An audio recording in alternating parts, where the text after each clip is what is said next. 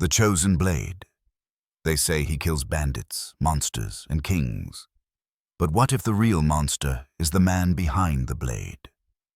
The swordsman doesn't train heroes, he builds weapons, and this time he might have gone too far. Genres: dark fantasy, fantasy, adventure. Chapter 1. The heavy oak door of the rusty tankard slammed open, crashing against the wall with a thunderous bang. Ethan, startled, knocked over his mug of cider, the liquid splashing across the worn table before he could take a sip. Damn it! He hadn't eaten in 2 days, and his world had narrowed to the tantalizing sight of a perfectly roasted pheasant sitting before him. Nothing else mattered. Not the chatter of the tavern, not the ache in his bones. But Ethan had never been one to focus on a single thing for long, and the shout from the doorway snapped his attention back to the bustling room. "Swordsman! The swordsman's coming!" A scrawny boy bellowed, bursting into the tavern, his voice cracking with urgency. Every head turned, and the breakfast crowd swarmed the panting messenger with questions. For news like this, Ethan could wait to eat. He'd starve for a month just to catch a glimpse of the swordsman.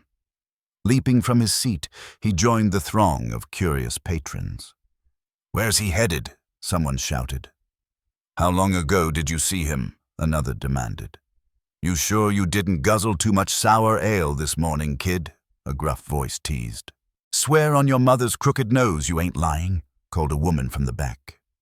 Questions rained down on the pale boy, who slumped onto a bench, gasping for breath.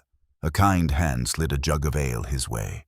"Quiet, all of you! Let the lad breathe, and he'll tell us everything," boomed a deep voice. The tavern's owner, a burly man named Hal, descended from the upper rooms, drawn by the commotion. Shouldering through the crowd, he plopped heavily onto a chair beside the boy. "All right, son. What did you see? Speak." The boy's tale came in fits and starts, jumping from one detail to another, but no one interrupted. "On the western road," he stammered. "He was walking this way, toward Willowbrook. I saw him at dawn, near Bear's Ridge." "Bear's Ridge?" Hal cut in, his eyes narrowing. "That means he'll be here soon. What was he carrying, boy?" His voice rose, almost a shout, as the room held its breath. "A staff," the boy whispered. He held a staff. The words hit like a thunderclap. The tavern erupted into chaos. Curses, shouts, and the clatter of overturned mugs and chairs. Fists flew as some patrons shoved to be the first out the door. Fear transformed the crowd into a pack of desperate animals, scrambling for safety. "Out of my way, kid," a man growled, elbowing past Ethan. "Get home. Everyone, get home," another shouted. "Hide the children. Clear the streets." A woman's voice rang out. "Damn it all, why'd the swordsman have to come here?" someone wailed. "Move, you fool. The exit's that way," a burly farmer snapped. "Swordsman! The swordsman's coming!"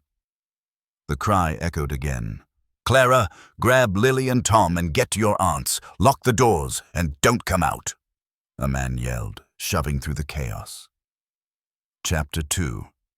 No one in Willowbrook knew the swordsman's true name or where he came from. He'd appeared in the western hills so long ago that none alive could recall his arrival. Yet, the tale of that day, passed down through generations, lingered like a half-remembered dream, more legend than truth, but too vivid to dismiss. Long ago, a band of raiders, outlaws fleeing the king's justice, descended on Willowbrook, a quiet village nestled in the shadow of Eldwood Forest. 30 riders, the last remnants of a warlord's shattered horde, cut through the defenseless settlement like a scythe. Caked in blood and ash, they spared no one, neither women nor children, with the king's knights hot on their trail. The raiders took no prisoners, intent on razing the village to sate their vengeance before vanishing into the wilds. Then he appeared, the man later called the Swordsman. No one recalled his face or his words, only the flash of his blade and the screams of the dying raiders.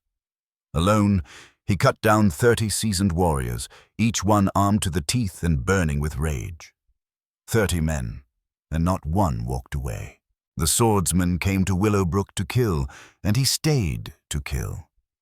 He made his home in a cave on Crag's End, a jagged outcrop overlooking the village. From time to time he'd descend to trade for supplies, paying with heavy gold coins despite the villagers' protests. They called him their protector, and with good reason. Since his arrival, peace had settled over Willowbrook. Whenever bandits or beasts threatened, the swordsman emerged, his long cloak billowing, his blade gleaming. He killed without mercy, without hesitation, leaving no enemy standing. Years passed. Children grew, aged, and passed on. Willowbrook changed. New homes rose, old ones crumbled. But the swordsman remained, untouched by time, as if the years themselves bowed to his presence. Yet his protection came at a cost. Every 5 years the swordsman returned to the village, not with a sack for provisions or a sword for battle, but with a staff in hand. And when he left, one villager went with him, chosen, he said, as an apprentice. Most often it was a strong young man, but not always. Sometimes he took weathered fathers or even young women. Whispers followed about what he taught them in that cave on Craig's End, especially the girls. Those who escaped his gaze snickered in the dark, trading crude jests, but none of his apprentices ever returned. Not one was seen or heard from again. In the early days, many vied to be chosen, eager to learn the secrets of his unmatched skill. Tournaments sprang up in the village square, with youths showing off their strength and daring. But as years passed and none returned, the enthusiasm faded.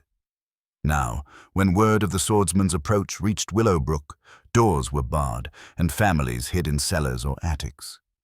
He'd walk the empty streets, his staff in hand, searching, and he always found someone who hadn't hidden in time or hadn't heard the warning. With the point of his staff, he'd choose, and the chosen would follow, head bowed, cursing their fate. None dared refuse. The swordsman's wrath was unthinkable, even to those who doubted the wild tales of his deeds. His chosen followed him to Crag's End, never to be seen again. Ethan had learned all this in the 2 months since he'd stumbled into Willowbrook, a wanderer with nothing but the clothes on his back and a burning need to find the swordsman. He'd roamed the village, soaking up every story, every whispered rumor about the man he idolized. The villagers, proud of their legendary guardian, were happy to indulge a wide-eyed listener. After all, what else did Willowbrook have to boast about? And now, there he stood, the man of legend himself, wrapped in a weathered leather cloak, leaning on a simple wooden staff. The village was a ghost town, shutters slamming, bolts clanking in the distance. The swordsman paused by the well in the square, his piercing grey eyes scanning the silent houses. It was as if he could see through walls, sense every hidden soul behind locked doors. Yet he seemed oblivious to Ethan, standing right in front of him. Fury flared in Ethan's chest. How dare he ignore him? Because of this man, Ethan had left his home in the bustling port city of Haven Ridge. Because of him, he'd spent half a year trudging through the kingdom's muddy roads to find this forgotten village. This moment, this meeting, was everything. Clenching his fists, Ethan stepped forward, ready to demand the swordsman's attention. Then their eyes met. The swordsman's gaze was like a stone wall, unyielding, stripping Ethan bare.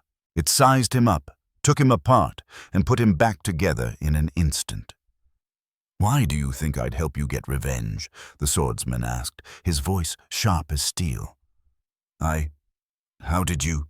Ethan stammered. "I don't want revenge. I came to learn. But how did you know?" "Why me?" the swordsman interrupted.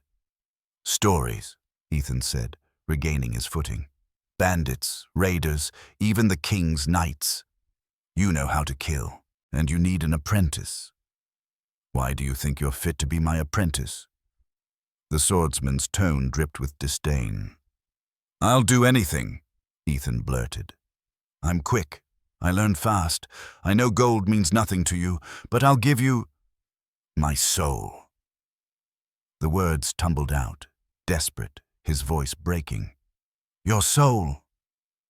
The swordsman froze, then burst into laughter. "Your soul? Ha! That's the dumbest thing I've ever heard, boy. What do you take me for? A demon? Ha! Your soul." He doubled over, wheezing with mirth. "Well, if you don't want my soul, fine," Ethan shot back, emboldened. "You'll take me as your apprentice anyway." "Oh, and why's that, my little soul seller?" the swordsman asked, still chuckling. Ethan grinned, spreading his hands. "Because I'm the only one left.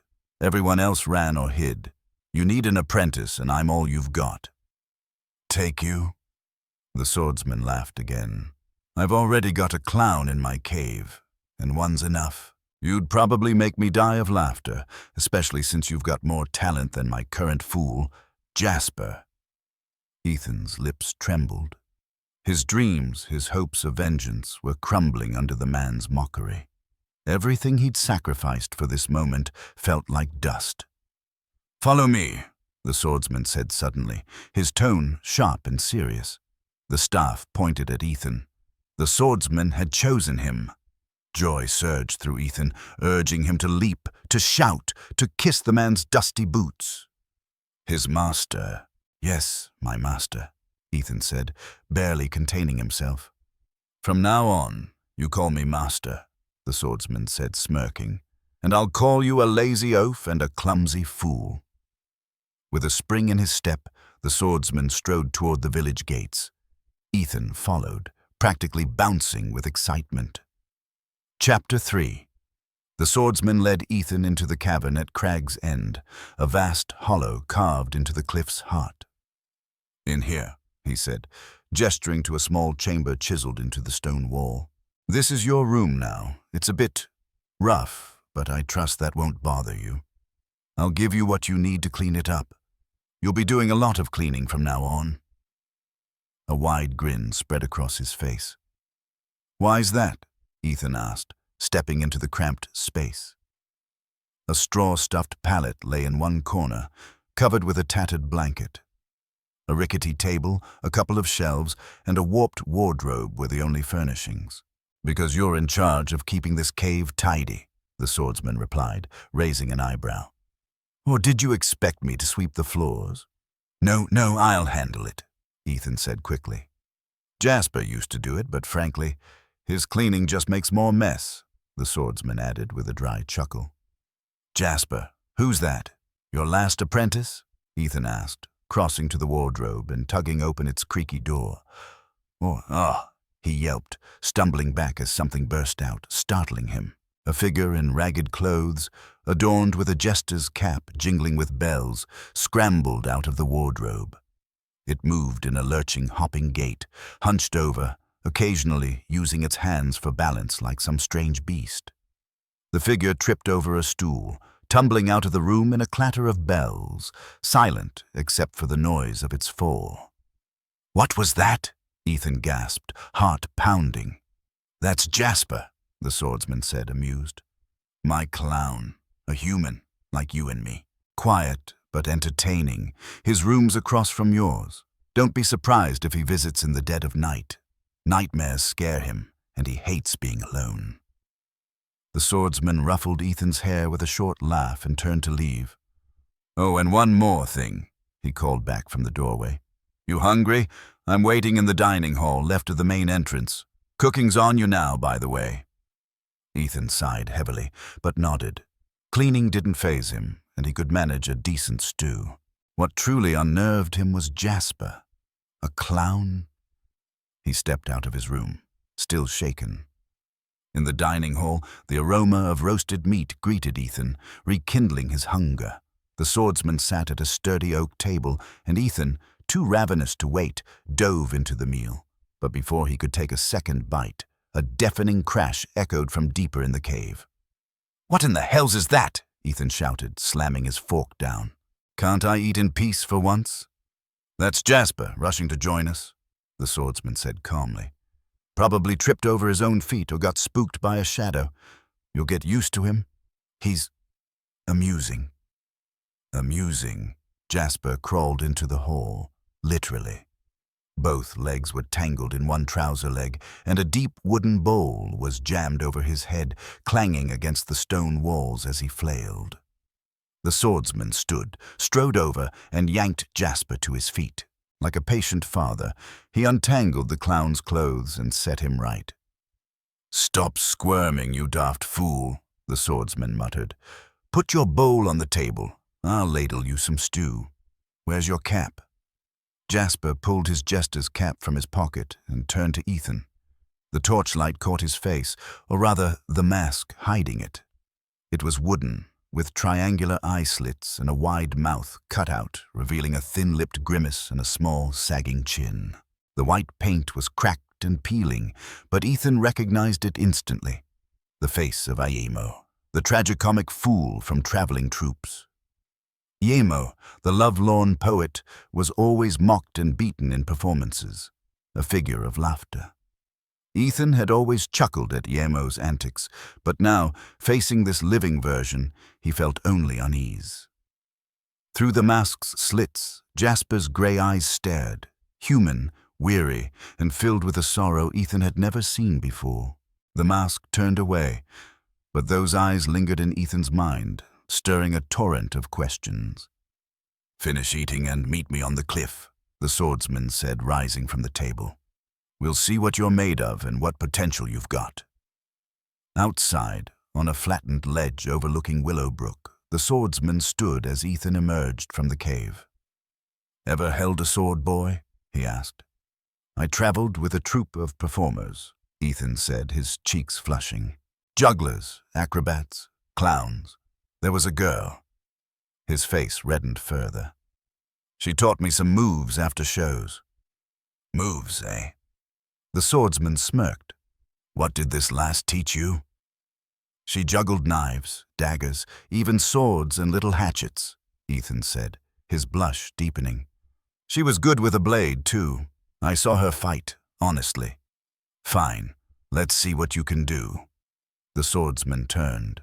"Jasper, fetch a practice sword. And don't grab the wrong one, or we'll be bandaging you again." Jasper shambled back with a wooden sword, dropping it twice and tripping over his own feet, his mask smacking the ground with a dull thud. The sword rolled to Ethan's feet. He picked it up and looked to his master. "Show me a shadow fight," the swordsman ordered. "One enemy, short sword, light shield. Any style, any moves. Show me everything you've got. Pretend your life depends on it, because it does." He nodded toward a worn patch of ground, scuffed by countless feet. Ethan stepped to the center, took a stance, and began. Chapter 4. "Two foes, staff and spear. Ever fought off a mob of angry farmers over some village lass's honor?" the swordsman barked, smirking as he switched Ethan's imaginary opponents. He watched, unimpressed, as his apprentice floundered. In a real fight, the boy wouldn't last a minute. The sun had barely climbed a quarter of its arc, and Ethan was already winded, his movements stiff, his tunic soaked with sweat. The swordsman sighed. Each year, the recruits seemed worse. Ethan had potential, but he was raw, far from the warrior he'd need to be. There was time, of course, but if future apprentices were like this one, the task would take longer than planned. He'd teach the boy a fragment of the art, hone his skills, build his strength. Those ribs poking through Ethan's sweat-drenched shirt? They'd fill out. He'd become a decent fighter, maybe join the king's army, win a few battles, lead a squad or two, but if he faced a true master, his fate would cease to matter once he left this cave. How many had come before him? How many would follow? Too many. The swordsman drilled Ethan until dusk. He swapped the wooden sword for a heavy staff, then a short blade with a shield, followed by throwing knives, fencing daggers, an iron-tipped spear, a massive two-handed sword, a woodsman's axe, a nomad's short lance, and a curved scimitar. The cave's armory seemed endless. Ethan's body screamed with exhaustion, worse than anything he'd ever felt. His early flourishes, circus tricks meant to impress, gave way to desperate, economical jabs. All he cared about now was not dropping the weapon and staying on his feet. "Enough!" The swordsman's voice cut through Ethan's haze. His hands loosened, and the latest weapon, whatever it was, clattered to the stone. His vision blurred, every muscle throbbing with pain. "Warm-up's over," the swordsman said, eyeing Ethan's bloodied lips and the tears mingling with sweat on his cheeks. "Still want to be my apprentice?" Ethan couldn't speak. He nodded weakly, the motion sparking dizziness. "All right. That's enough for today. Back to the cave. I'll heat up what's left of lunch for dinner." Staggering, Ethan shuffled toward the cave, each step a battle. The swordsman beckoned Jasper, who'd been watching silently, and glanced back at Ethan with a flicker of respect. "What brought you here, boy?" he murmured. "Who owes you their life?" Taking Jasper's hand, he followed his apprentice inside. Ethan couldn't eat. His numb fingers fumbled the spoon, and after 2 bites, he retched. With a sigh, the swordsman lifted him gently from the chair and carried him to his room. Laying Ethan on the pallet, he peeled off the soaked tunic and began kneading his back and arms, first softly, then with increasing force. From a belt pouch, he produced a vial of oily, herb-scented liquid, rubbing it into Ethan's knotted muscles to ease the pain. Ethan had heard of healing massages but never experienced one. Now it was just another kind of agony. As he slipped into unconsciousness, only pain and the sharp scent of herbs remained. The swordsman worked for hours, applying the salve, massaging cramped muscles, and setting minor sprains. He assessed Ethan's body, not the worst he'd seen, but far from ready. Jasper watched silently, shifting from foot to foot. Ethan woke early, pain and hunger gnawing at him. He wasn't one to linger in bed, and the savory aroma of roasting meat drifting through the reed door didn't help. His stomach growled, reminding him to eat. He tested his arm cautiously, expecting agony. It ached from fingers to shoulder, but moved smoothly. He flexed his elbow and wrist, marveling at the swordsman's skill. That salve was a miracle. "You coming to breakfast?" The swordsman stood in the doorway, watching. "Need help getting dressed?" "I can manage," Ethan said, grinning. "Your hands worked wonders, master. I thought I'd be bedridden for a week." "What use would you be to me, then?" the swordsman replied.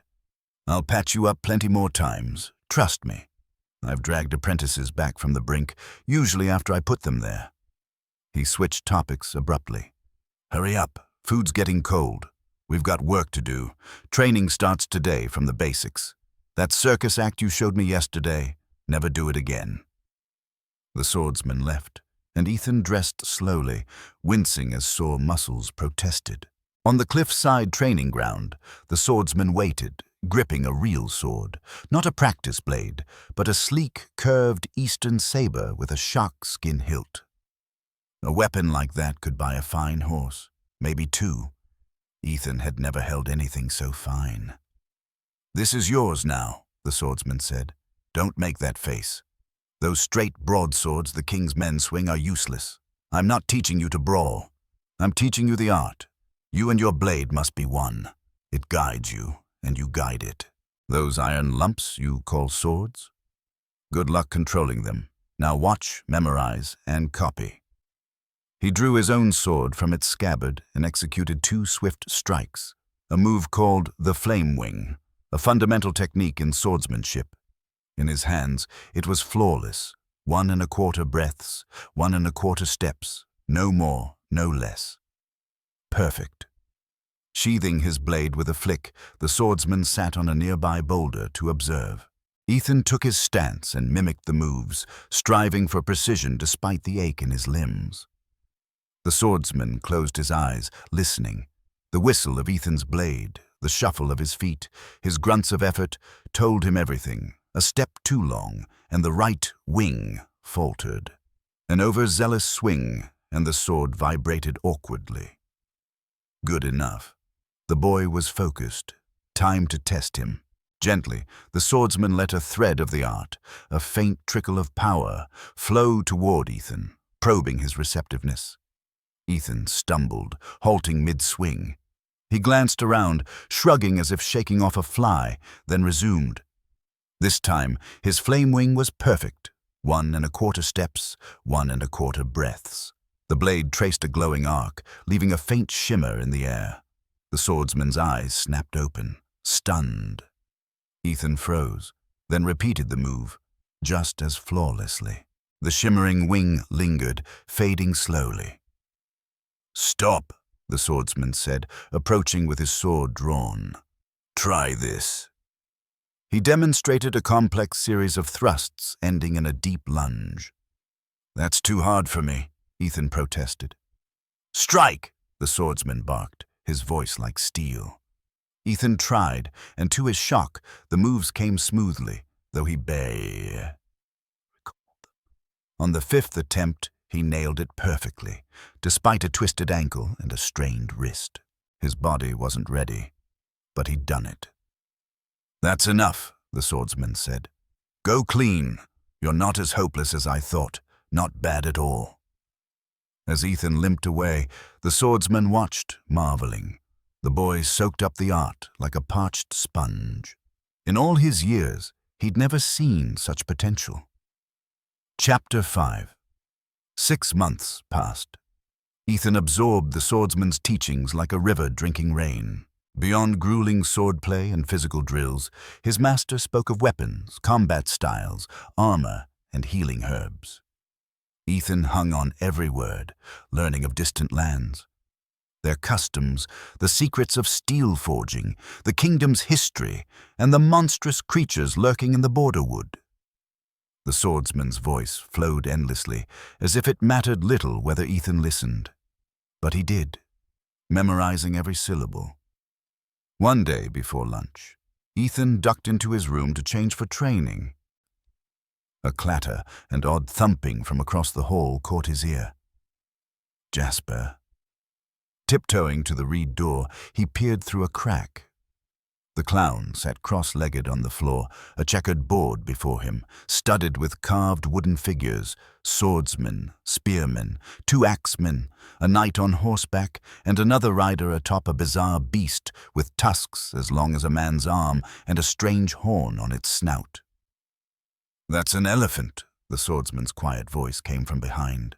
"An elephant?" Ethan whispered, not wanting to disturb Jasper.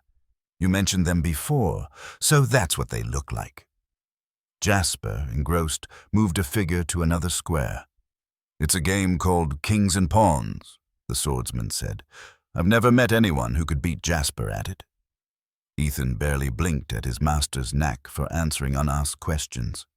Jasper, oblivious, shifted and knocked the board, scattering pieces. Flailing, he caught a shelf above his bed, sending books and crockery crashing down. "Who is this clown to you?" Ethan wondered. Servant, former apprentice, kin, or just a pet? The question nagged him, but no answer came. The swordsman treated Jasper with fatherly care, yet laughed at his mishaps. Hardly an hour passed without the clown tripping or toppling something. "Come, let's eat," the swordsman said, stepping back. "I'll tell you about Jasper over lunch." At the table, the swordsman began. "It was ages ago, so long I can't recall the year. In a city called Dunmere, a troupe of performers staged a show in the town square. Jasper was one of them. I gave him that name. He's mute as a stone. You've noticed, I'm sure." "Yemo?" Ethan asked. "Exactly. The mask. I've never seen him without it. Sometimes I wonder if it's his real face now, hiding a storm of pain. Where was I?" "The show. Jasper as Yemo," Ethan prompted. "Right. He was brilliant as Yemo." The crowd roared, watching him stumble and fall, catching on everything. They laughed loudest when the other actors beat him. Sticks, fists, hurled plates, shoving him off the stage. Jasper writhed and groaned, feeding their mirth. I laughed too at first. Then I realized he wasn't acting. None of them were. Not Yemo, not the brawling harlequin. Jasper's clumsiness was real, and the blows were cruel, struck with precision to maximize pain. He couldn't cry out, only moan. But who cared about a clown's suffering? "What did you do?" Ethan asked. I didn't care much for him, honestly, but something felt significant, like our fates were tied. Maybe I saw a kindred spirit. I don't know. Ethan stared, baffled. What could link this peerless warrior to that hapless clown? Kindred spirit, he echoed. After the show, I followed the troop outside the city walls where they camped. I didn't bother talking to their leader. A vile, red-haired pig of a man. I killed them all, save one, their knife thrower. Him I took as an apprentice. Quick learner, preferred his knives to any sword. The Red Garrett's troop, Ethan said slowly. What? The swordsman's head snapped up, eyes sharp. Those actors, Garrett's troop. 16 souls, 14 bodies found at dawn, the clown and knife thrower gone. The thrower was Ulrich, I think. His name was Willem, the swordsman corrected. Garrett's son. How do you know this? I traveled a lot, Ethan said. Heard stories, including the massacre outside Dunmere. But that was 300 years ago. 296, the swordsman said with a faint smile. Jasper and I aren't as simple as we seem, eh? Enough talk. Finish eating. I'm waiting on the cliff. But how's that possible? Ethan pressed. You heard in Willowbrook I've been on that cliff forever, didn't you? Didn't believe it? I believed it, but you're one thing. Jasper's another. Don't underestimate our clown, the swordsman cut in. You peeked in his room, right? I know you did. What did you see? Junk. Wooden weapons, odd games, books. Lots of books, the swordsman said. Written in 43 languages, everyone read by Jasper. Those odd games are puzzles from across the world. He loves them. If only he could speak. He sighed and stood. I'm waiting, apprentice. A year passed. Ethan transformed. His frame filled out, shoulders broadened, his steps light and precise. His gaze grew sharp, confident, daring. His skill with a blade soared, honed by relentless training. Life was now a cycle of drills and brief rests, and he thrived in it. His progress pleased even the swordsman, who didn't hide it. Today was Ethan's first day off in a year. Even when he'd broken his leg, tripping on the cliff, or caught a thrown dagger in his gut, the swordsman's salves had him training again by morning. Now the master had promised a special surprise by evening. At dusk, the swordsman led Ethan to an iron door in the cave's darkest corner. Ethan had noticed it before, always locked, but he'd learned not to question. Now, it seemed, the time had come. The swordsman pulled a key from a ring, indistinct from the others, and unlocked the door. You're about to see something extraordinary, he said, swinging it open. Ethan gasped. A sword! Hanging on the wall was a blade like the one he trained with, but radiant, its surface shimmering with every hue in the torchlight. Even from a distance, Ethan felt its perfection, the air humming with its presence. Do you feel it? The swordsman whispered, his voice fervent. I've never seen anything so beautiful, Ethan breathed. This is the sword, your reward for diligence. Reward? Ethan echoed. 4 more years of training. If I deem you worthy, it's yours.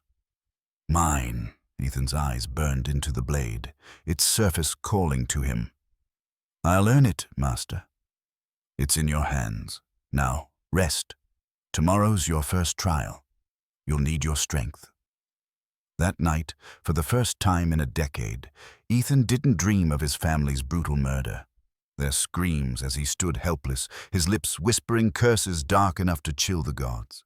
Instead, he dreamed of the sword. Chapter 6. Ethan tore into a mutton leg at the grimy one-legged Duke Tavern, the meat juicy, despite the establishment's filth. The ale was swill, but the serving girl, a dark-haired beauty, caught his eye. Hard to believe she'd taken dozens of lives, but Ethan trusted his master's word. Everyone here had blood on their hands. The one-legged Duke was notorious, a den for thieves, cutthroats, and worse. Tonight, the Grey Guild of Assassins held a meeting, and the tavern was packed with their kind. No honest folk save Ethan. He felt their sidelong glares. The innkeeper, sweating, twice hinted he might be late for a rendezvous with some giggling lass, his eyes flicking to the clock and the glowering assassins gripping hidden daggers. The hour neared when the guild's leaders would arrive. "Another plate of that fine roast, good man, and a jug of cold milk," Ethan called, sprawling on his bench, making it clear he wasn't leaving. Voices rose at the door, followed by insistent pounding. "Here come our honored guests," Ethan murmured, smiling. "Right on time? Can't be late for your own funeral." He rose as two assassins approached, their stilettos glinting from their sleeves. "No talking then," Ethan said, noting their weapons. "Good. I'll have time to finish my milk before it warms." Ethan slipped into the cave and tossed a bloodied pouch onto the table before the swordsman. His master opened it, spilling 7 identical amulets, each bearing a hissing grey cat, the Grey Guild's mark. One carried a faint scent of perfume. Ethan had excelled. "Well done," the swordsman said. "Rest. We train tomorrow." "Yes, master," Ethan replied, turning to leave. "A moment, Ethan," the swordsman called. "Yes? May I ask you something?" "Of course, master." "Who is it? The one you seek vengeance on? Why are you here?" Ethan froze, then turned toward the door. "The king," he said over his shoulder, and left silently. Another year passed. The swordsman led Ethan back to the iron door, hiding the sword. "Why, master?" Ethan asked. "Why what? Why show me this again? Last time it stole my sleep for days." "To remind you of the prize," the swordsman said. "Tomorrow's a hard day."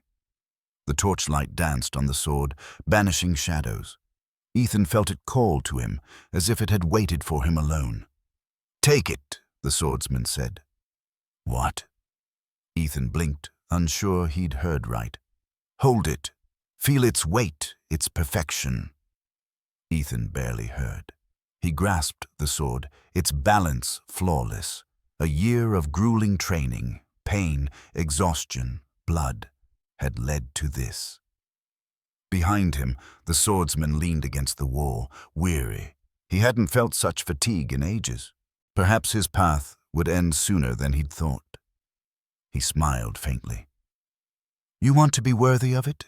he asked. "To wield it?" "More than anything," Ethan said. "I've had countless apprentices," the swordsman said. "Few proved worthy of this blade. I brought them here, promised them the sword."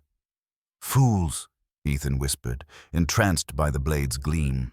"It's worth more than all the world's riches. I'll earn it, even if my blood runs instead of sweat, even if my muscles tear. Tomorrow, you face Ferric the Master, my former apprentice. You must kill him." Ethan nearly dropped the sword. Ferric the Master, hero of the River Vale, honored by the king himself with a fur-lined cloak. His deeds were the stuff of legend, yet they felt like ancient myths. "Get to bed," the swordsman said. "You leave for Lesser Crown at dawn." Reluctantly, Ethan hung the sword back. "I'll return for you," he whispered. The blade hummed softly in reply.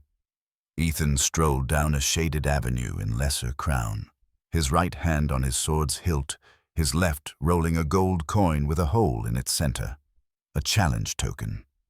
Ferric had taken the bait, enraged when Ethan accidentally spilled pale Irian ale on his doublet. The duel was set. The trial was clear. A public fight against a master, a hero of the kingdom, and a former apprentice of the swordsman. That last part troubled Ethan most. He feared no opponent, confident in the skills honed over 2 years, but Ferric, trained for 5 years under the swordsman, had earned his title 20 years ago. Ferric wasn't young anymore. Once a broad-shouldered blacksmith's apprentice from Willowbrook, he'd solved problems with his fists. Now his belly sagged, his hands softened, his face bloated like a tavern hog. Gossip in Lesser Crown said he hadn't fought a real foe in a decade, living off a gifted inn and brawling with drunks. Still, his skill with a two-handed sword was legendary, wielded with one hand like a hammer. A crowd gathered at the dueling ground, buzzing with bets and cheers. Most favored Ferric, but Ethan caught one pair of eyes, dark blue, in a nobleman's face, framed by a navy doublet. No pity or greed there, only approval and understanding. A long rapier hung at his side, but his grip suggested a swordsman's hand. Noticing Ethan's gaze, he saluted and bet a heavy purse on him. The crowd roared as Ferric arrived, dragging a massive two-handed sword flanked by cronies. He looked more like a dockside bouncer than a hero, and Ethan couldn't suppress a grin. "You should have brought a pig sticker instead of that sword," Ethan said, loud enough for all to hear. "The kind farmers use for slaughter." Silence fell, heavy as a storm. Ferric's bellow shattered it, charging with his sword swinging like a butterfly, but he was too slow. Ethan's flame wing was perfection, left wing parrying the heavy blade, right wing cracking Ferric's collarbone, slicing through ribs and muscle. One strike, and the hero fell, dead. Ethan knelt by him. Ferric's eyes held acceptance. "The sword is mine," Ethan whispered, then turned. The nobleman in blue smiled approvingly. Back at the cave, Ethan paced, agitated. He knew who I was, I'm sure of it." "Sit, calm yourself," the swordsman said. "Describe him." "Tall, black hair, short mustache," Ethan began. "His weapon, rapier and dagger, but he's better with a sword. Eyes, dark blue, like his doublet, never seen such a color." Jasper toppled from a chair, hopping to a bookshelf. He fumbled a book with a golden heron on its cover. "Well spotted, Jasper," the swordsman said. "That was Count de Boursier, known in Willowbrook as Mika the Badger, son of Vilma the dairymaid. Left the cave 7 years ago. Tried the king's army, then went abroad, fought in a civil war, and put King Ludovic on the throne. Earned a title and lands, a hero to the southerners. Likely here with diplomats, doubling as a guard." "Another apprentice from Willowbrook? A hero?" Ethan marveled. "Haven't you figured it out? Ferric was Fedor, the blacksmith's son. The Count, Vilma's boy. None returned to Willowbrook. Why would they, after hearing my tales of distant lands and ancient heroes?" The swordsman flipped through a heavy tome, reading names.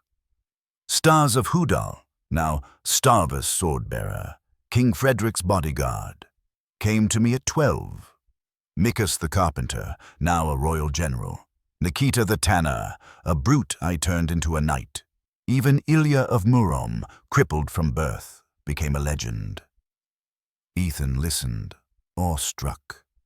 His childhood heroes were ordinary men, transformed by the swordsman. "The Murom knight? He was yours too?" "Ilya, yes. Barely got him walking. You thought it was all fairy tales. So all these heroes, they're like me." "Some," the swordsman said. "Not all. There are natural warriors, and other masters share their skills, but every 5 years a new hero leaves this cave, sword in hand, fire in their eyes. Choose the right path, and they're legends. The wrong one, their fault. Villains don't last long." "So many names," Ethan said. "None were worthy of the sword. Some I never showed it to, if their hearts were dark. Others refused its lure. It's returned to me twice after its masters fell. One fool even drove it into a stone in the Northern Isles." "How could they refuse it?" Ethan asked, incredulous. "Perhaps they weren't worthy," the swordsman agreed. Ethan was long gone when the swordsman sat, unmoving, his strength drained. He extended a trembling hand. Jasper fumbled behind, tangled in his clothes. "It's all right," the swordsman said, soothing himself as much as the clown. "It'll pass." The year was eventful. In spring, raiders breached the frozen hills. The swordsman and Ethan rallied 200 villagers, holding the river swift against 5 assaults until the king's troops arrived. A blond youth with twin blades carved through the enemy, exchanging knowing glances with the swordsman, another apprentice. A flood followed, drowning 2 villages. For 2 days, Ethan and his master pulled survivors from the raging Swift. Then, 20 outlaws seized a forester's cabin, killing its owner.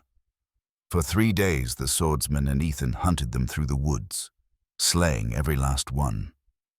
In autumn, a bear mauled Jasper, shattering his ribs and arms, tearing half his face. His mask saved him, but Ethan thought him done for. The swordsman, wild-eyed, had sensed the attack, racing into the forest with Ethan trailing. He returned carrying Jasper's broken form.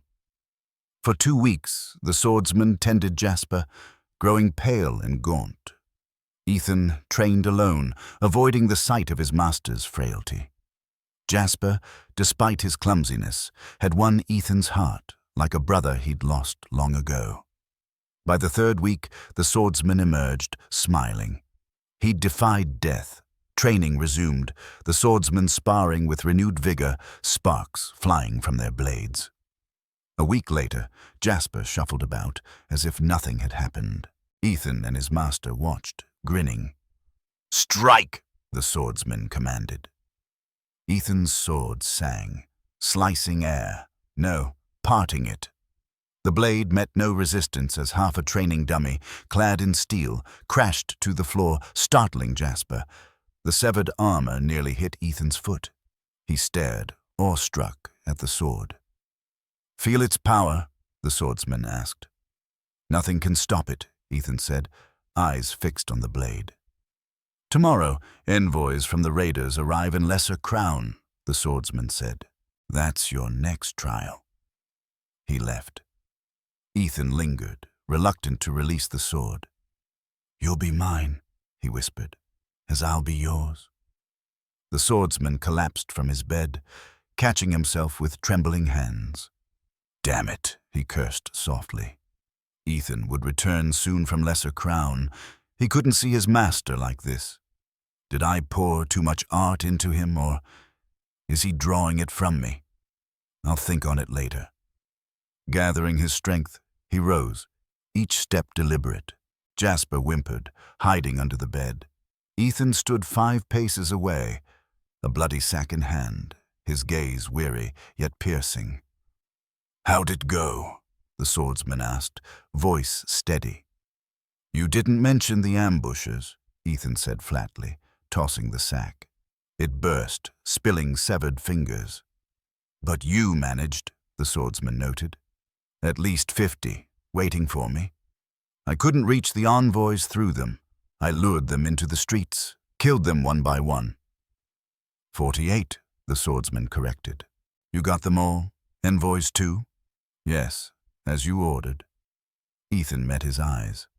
"Ask," the swordsman said. "Did you warn them I was coming?" "Yes, that was the trial." "More questions?" "No, none." That night, Ethan lay awake. After his first year, he'd seen the sword. After 2, he'd held it. Days ago, he'd felt its edge. What next? Why wait another year? The door was there, the keys known.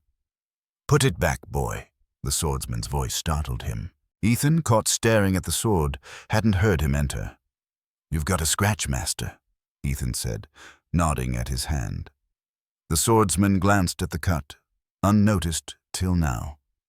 "Need to watch sharp rocks in the dark," Ethan added, a mocking smirk playing on his lips. "Don't be foolish," the swordsman said. "You've earned that blade more than anyone. 2 years left." "Why wait? You said I've earned it. Why not take it now? I've learned all you can teach." "You're wrong, Ethan. Your skill is remarkable, but talent isn't experience. Hang it up, and we'll forget this." "No!"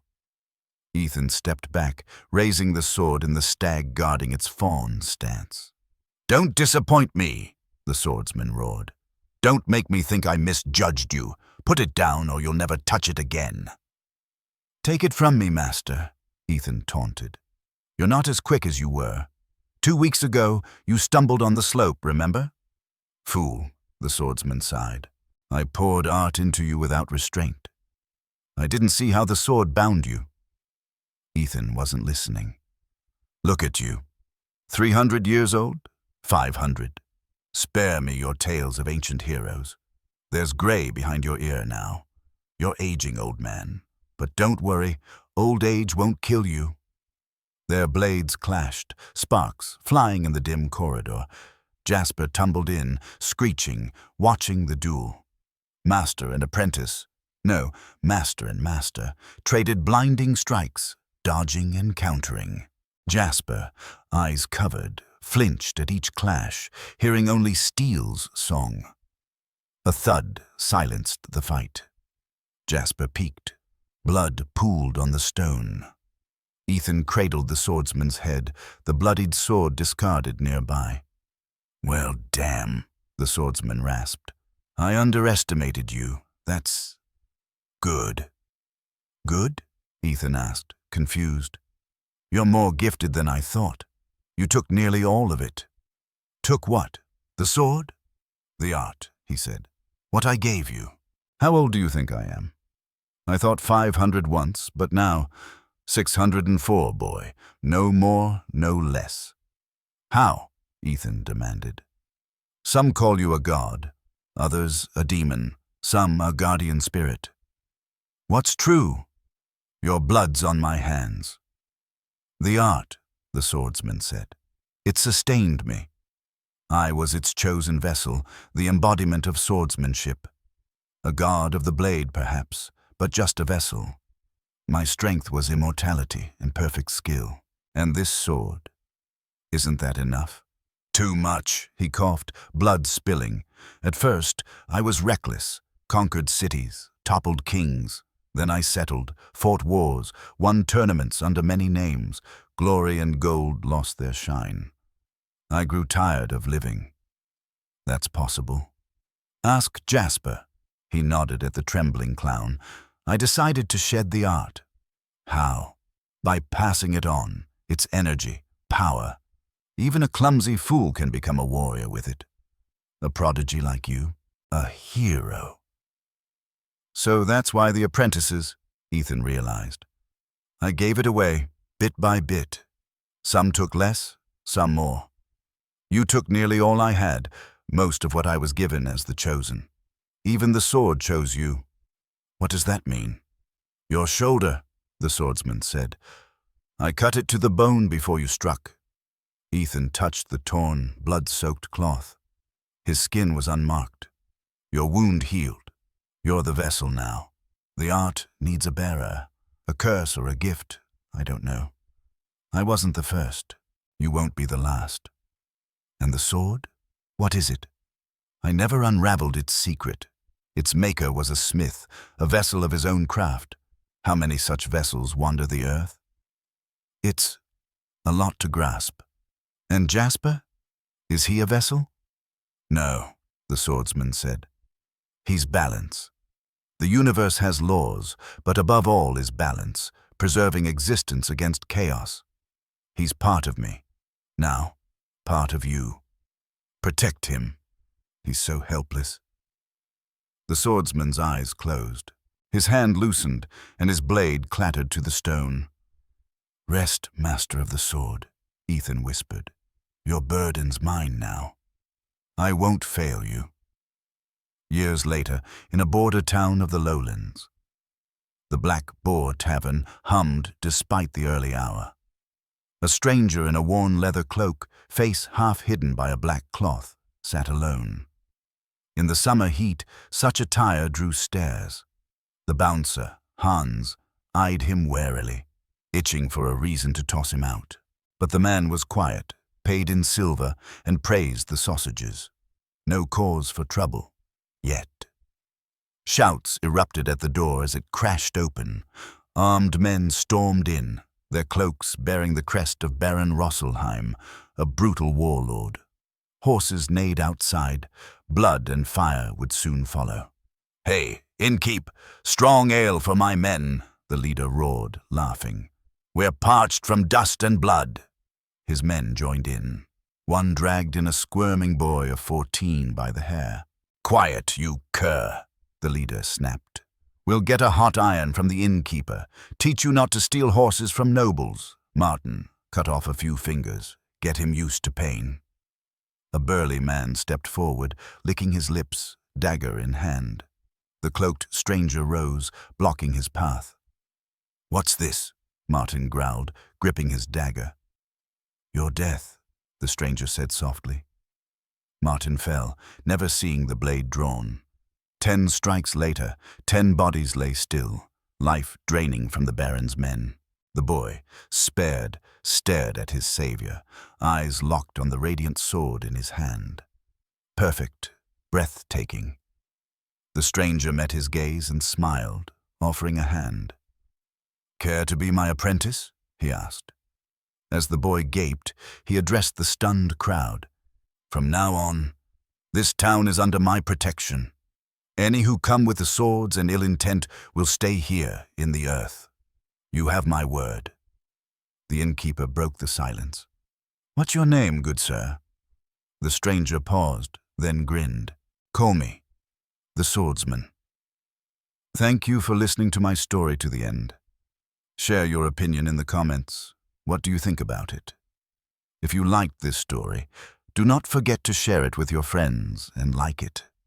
And if you are new to the channel, then be sure to turn on notifications because there are many more amazing stories ahead of you.